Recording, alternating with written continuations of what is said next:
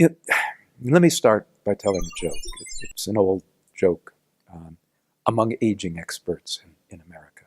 So the director of the National Institutes of Health, okay, asks for an emergency appointment with the president, not the current president. And for some bizarre reason, he's actually granted the appointment. And the president says, well, what do you want to talk about? And the director of the National Institutes of Health says, I have some good news and some bad news. So the president says, give me the good news first. And the director says, well, we've discovered a cure for aging. We're all going to live to 150. And the president says, that's fantastic news. What's the bad news? Well, the bad news is we're going to have to work until 140, and we're going to have to spend all our money on doctors. No, in all seriousness, what the side effects are, or if there are side effects, depends on what you mean by cure.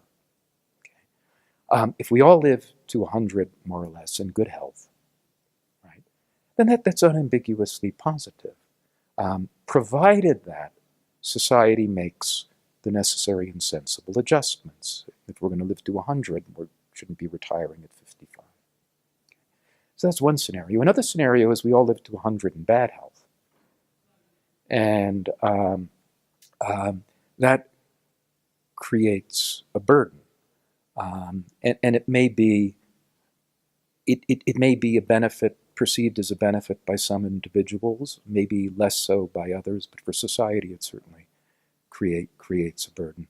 And then there's the scenario in which maybe we really do solve, right, solve the process of aging, and we become effectively immortal, either in good health or bad health.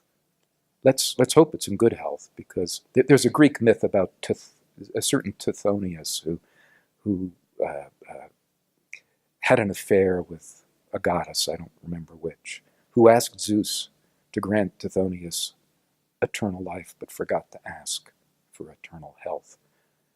And so the older he became, the more decrepit he became, until finally he was totally crippled and incapacitated and begging to die. So we don't want that. But if we lived forever in good health, that would change everything. It would change what it means to be human. Would we still have children? Would we want children? Would we still be creative?